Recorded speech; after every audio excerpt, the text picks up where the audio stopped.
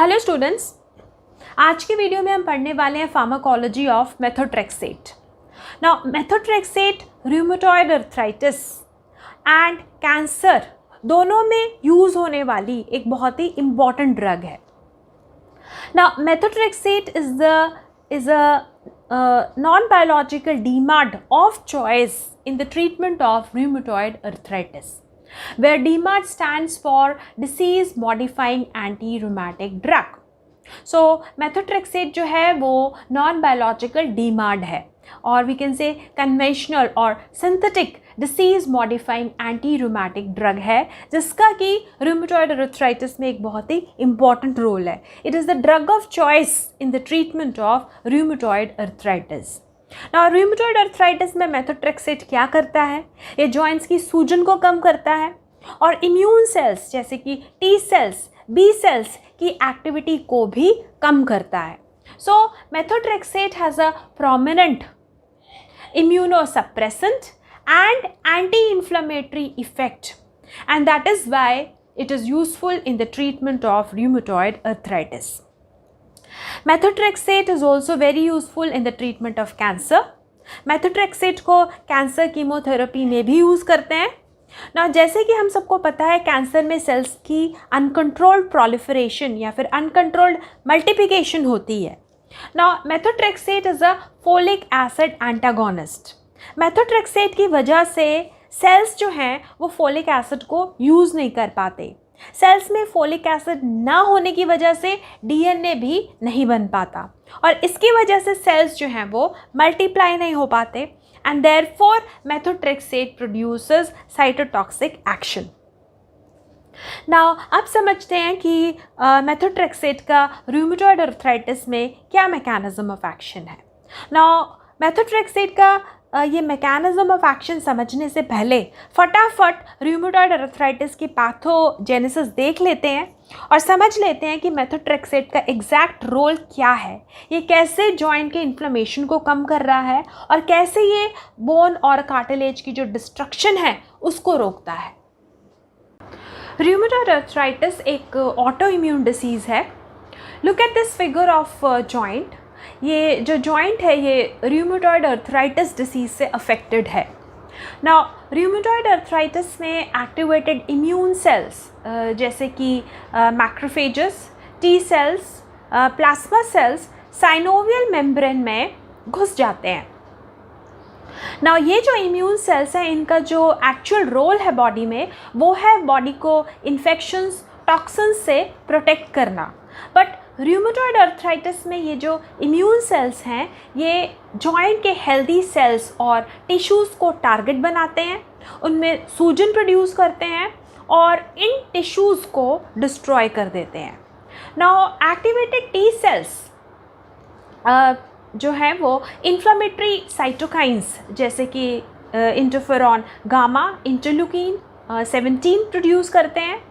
Now B cells antibodies produce करते हैं जैसे कि rheumatoid factor, then anti citrullinated protein antibodies.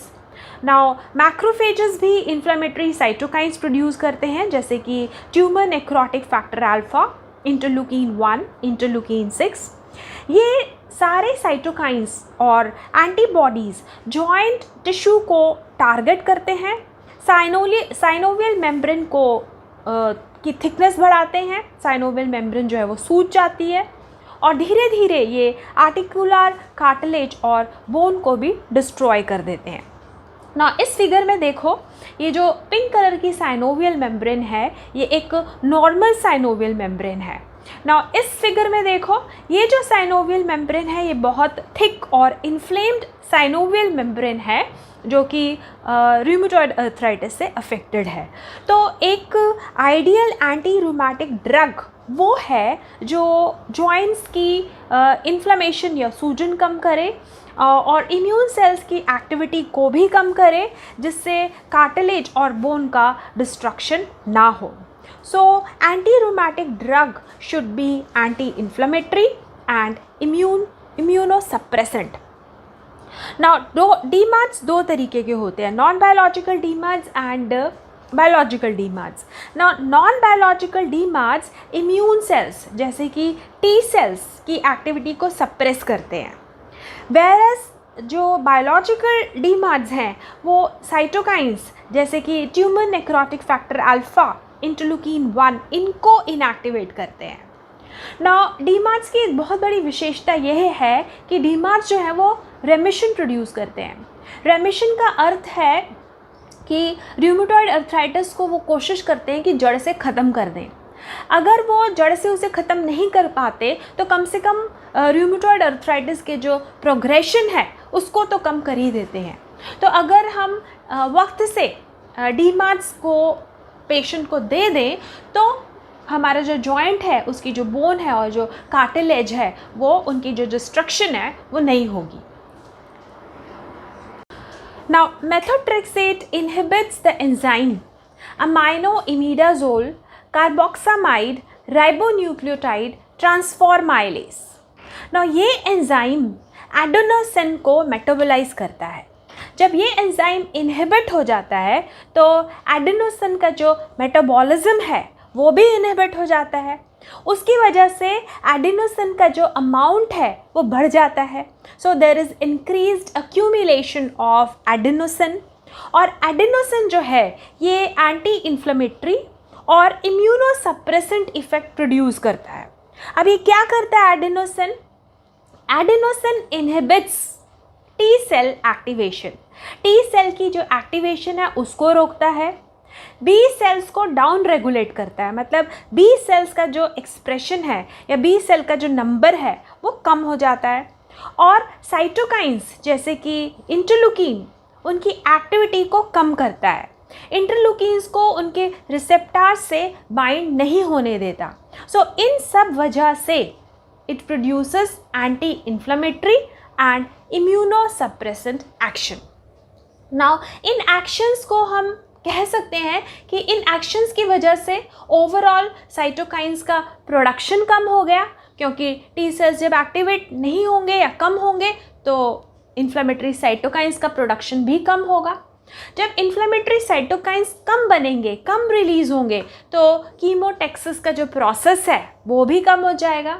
और इसके अलावा क्योंकि मेथोट्रेक्सेट टी सेल्स को इनहिबिट करता है, बी सेल्स को डाउन रेगुलेट करता है, तो overall methotrexate causes inhibition of cell mediated immune response and therefore methotrexate produces anti-inflammatory and immunosuppressant action. और जैसे कि हमने पहले ही कहा, methotrexate is the drug of first choice in the treatment of rheumatoid arthritis, and it is a standard anti-rheumatic treatment for rheumatoid arthritis, including patients of juvenile rheumatoid arthritis. अब समझते हैं methotrexate का कैंसर में क्या mechanism of action है, ये cytotoxic effect कैसे produce करता है। नाउ फोलेट्स जो हैं वो प्यूरिन और पिरिमिडीन नाइट्रोजनस बेसिस को सिंथेसाइज करने के लिए बहुत ज़रूरी हैं। That means folates are required for the synthesis of purines and pyrimidine nitrogenous bases. Now ये जो प्यूरिन और pyrimidines हैं ये आगे essential हैं for the synthesis of DNA and RNA. Now enzyme dihydrofolate reductase जो है वो फोलेट्स को डाइहाइड्रोफोलेट में कन्वर्ट करता है, फर्दर डाइहाइड्रोफोलेट को टेट्राहाइड्रोफोलेट में कन्वर्ट करता है। और टेट्राहाइड्रोफोलेट है वो एक जगह तो प्यूरिन्स और पिरिमिडीन्स के सिंथेसिस के लिए इम्पॉर्टेंट है, और दूसरी तरफ ये जो टेट्राहाइड्रोफोलेट है ये अमाइनो एसिड के कन्वर्जन्स के लिए भी ज़रूरी है। तो एक तरफ तो टेट्राहाइड्रोफोलेट जो है वो डीएनए एंड आरएनए की सिंथेसिस कर रहा है जिसकी वजह से सेल्स जो हैं वो प्रोलिफरेट हो रहे हैं, और दूसरी जगह टेट्राहाइड्रोफोलेट जो है वो प्रोटीन की सिंथेसिस के लिए ज़रूरी है। नाउ मेथोट्रेक्सेट जो है वो इस एंजाइम को, दैट इज़ डाइहाइड्रोफोलेट रिडक्टेस एंजाइम को इनहिबिट करता है। जब ये एंजाइम इनहिबिट होता है तो टेट्राहाइड्रोफोलेट नहीं बन पाता, टेट्राहाइड्रोफोलेट के ना बनने की वजह से प्यूरिन्स एंड पिरिमिडीन्स का सिंथेसिस नहीं होता, डीएनए एंड आरएनए का सिंथेसिस नहीं होता, जिसकी वजह से जो सेल्स हैं वो प्रोलिफरेट नहीं कर पाते, वो मल्टीप्लाई नहीं कर पाते। और दूसरी तरफ जो अमाइनो एसिड्स हैं उनका कन्वर्जन नहीं होता, प्रोटीन्स का सिंथेसिस नहीं होता, तो overall methotrexate inhibits multiplication of cells. जो मेथोट्रेक्सेट है क्योंकि वो ये एंजाइम को इनहिबिट कर रहा है, इस वजह से जो सेल्स हैं वो प्रोलिफरेट नहीं कर पाते, वो मल्टीप्लाई नहीं कर पाते, and that is how methotrexate shows anti cancer और साइटोटॉक्सिक इफेक्ट। ना अब देखते हैं कि मेथोट्रेक्सेट का क्या यूज़ है कैंसर में। Methotrexate is found effective in the management of non Hodgkin's lymphoma, then carcinoma of breast, epidermal tumours of head and neck. इसके अलावा भी और बहुत से कैंसर्स में मेथोट्रेक्सेट या तो अलग से या फिर कॉम्बिनेशन में यूज़ होता है। So this is how methotrexate is found to produce cytotoxic effect in chemotherapy. अब समझ लेते हैं कि मेथोट्रेक्सेट की डोज कितनी होनी चाहिए। नाउ रूमेटॉइड अर्थराइटिस में मेथोट्रेक्सेट की डोज हर हफ्ते दी जाती है। Oral low dose of methotrexate ranging from 7.5 milligram to 15 milligram is given weekly। और 4 से 6 हफ्तों में मेथोट्रेक्सेट का फ़ायदा दिखने लगता है। जो रूमेटॉइड अर्थराइटिस के सिम्टम्स हैं उनकी जो इंटेंसिटी है वो धीरे धीरे कम होने लगती है। Now, methotrexate is the non-biological DMARD of first choice in rheumatoid arthritis, including patients of juvenile rheumatoid arthritis.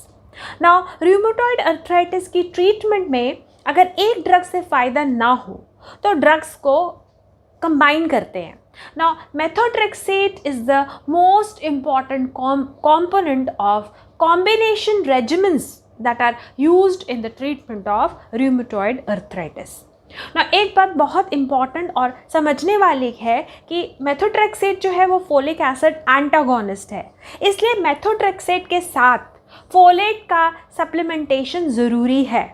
Folate supplementation लेने से बोन मैरो का जो सप्रेशन होता है उसके सप्रेस होने के चांसेस कम हो जाते हैं। अब समझ लेते हैं मेथोट्रेक्सेट के adverse effects. Now common and major adverse effects of methotrexate are oral ulceration, मुंह में छाले हो जाते हैं, and gastrointestinal upset। Now, लंबे समय तक अगर मेथोट्रेक्सेट की थेरेपी दी जाए तो उससे लिवर डैमेज हो सकता है और लिवर सिरोसिस भी हो सकता है। नाउ क्योंकि मेथोट्रेक्सेट एक इम्यूनोसप्रेसेंट है, इसलिए चेस्ट इन्फेक्शन के जो इंसिडेंसेस हैं, जो केसेस हैं, वो भी बढ़ जाते हैं। इसके अलावा मेथोट्रेक्सेट बोन मैरो को सप्रेस कर देता है और उससे डिसऑर्डर्स प्रोड्यूस होते हैं जैसे कि पैनसाइटोपिनिया। इसके अलावा मेथोट्रेक्सेट एक टेराटोजेनिक ड्रग है और इट प्रोड्यूसेस फीटल स्ट्रक्चरल एबनॉर्मैलिटीज़, और इसी वजह से मेथोट्रेक्सेट को प्रेग्नेंट वुमेंस को नहीं देना चाहिए। इसके अलावा मेथोट्रेक्सेट मेलिग्नेंसी का इंक्रीज़ भी बढ़ाता है और हम कह सकते हैं कि जो मेथोट्रेक्सेट है वो लिम्फो प्रोलिफरेटिव डिसऑर्डर्स का जो रिस्क है उसको बढ़ा देता है। इसके अलावा मेथोट्रेक्सेट रीनल फेलियर भी प्रोड्यूस कर सकता है और methotrexate also shows potential drug interactions, particularly with NSAIDs and proton pump inhibitors। Now, methotrexate को या फिर किसी भी डीमार्ड को फिजिशियन से कंसल्ट किए बिना विदाउट प्रिस्क्रिप्शन नहीं लेना चाहिए।